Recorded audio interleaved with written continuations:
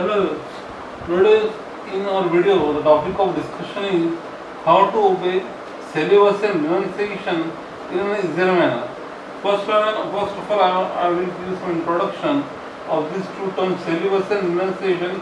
Very few must be knowing what do you know celibacy and renunciation. Celibacy in Hinduism we call it as brahmacharya and renunciation called as sannyas.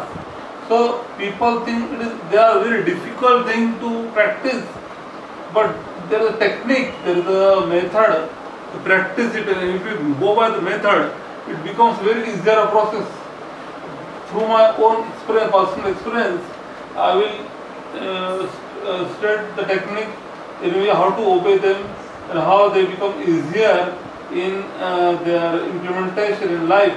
That we will discuss in today's video. Now, how to obey celibacy and renunciation is their manner.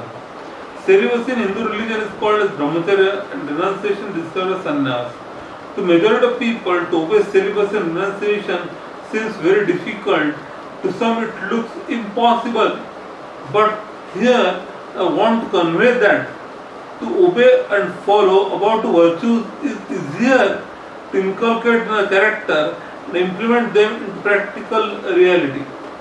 Acharya Vinoba Bhave has said, to obey celibacy and renunciation seems easy when we give them a purpose or intention.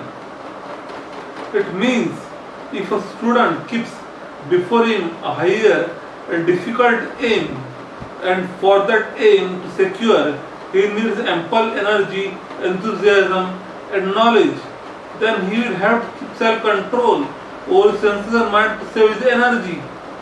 It clears the fact that he will have to follow some rules and regulations and keep himself restricted from sensual pleasures, because through sensual pleasures or many energy is being exhausted out. He will have to avoid the mind to get outward to seek pleasure, thus making it introverted. Automatically he will begin to follow introversion. His mind will become introverted, and this all comes under celibacy and renunciation. The main thing which helps in obedience of celibacy and renunciation is that our mind must be introverted, and all the rules and regulations are obeyed to make our mind introverted. Until our destination or target is achieved, we must not distract or divert our mind and body towards fun, pleasures and enjoyment. This will make us sincere in our honest efforts to secure our aim. This will make us sincere, this will clarify and make our mind transparent, and that without our target we will not have any other desire, means it will automatically obey one contentness in thought, word and action. This will lead us to automatic or self-owned control over our body, mind and intellect. And it is the universal truth that honesty, concentrated efforts and sacrifice of entire pleasures will pay the return one day. Thus we become successful in our life's mission to achieve our desired and deserved goal. In this manner, our collective efforts of body, mind and intellect will activate our physical, mental, intellectual energies and focus it all unitedly on the target.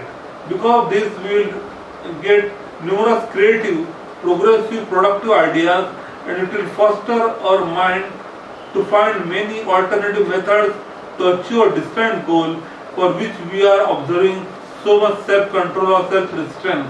Thus, celibacy and renunciation got automatically on its own obeyed by us. So, when we keep a very high aim, a very high destination before ourselves, so we automatically get circumcentered towards our goal, and we employ all our energies. So to employ all energies means we have to control the energy. We will not have to waste that energy. So celibacy and renunciation is that for that purpose only, to conserve and preserve our energy and make them focus on our goal which we want to achieve. Thank you.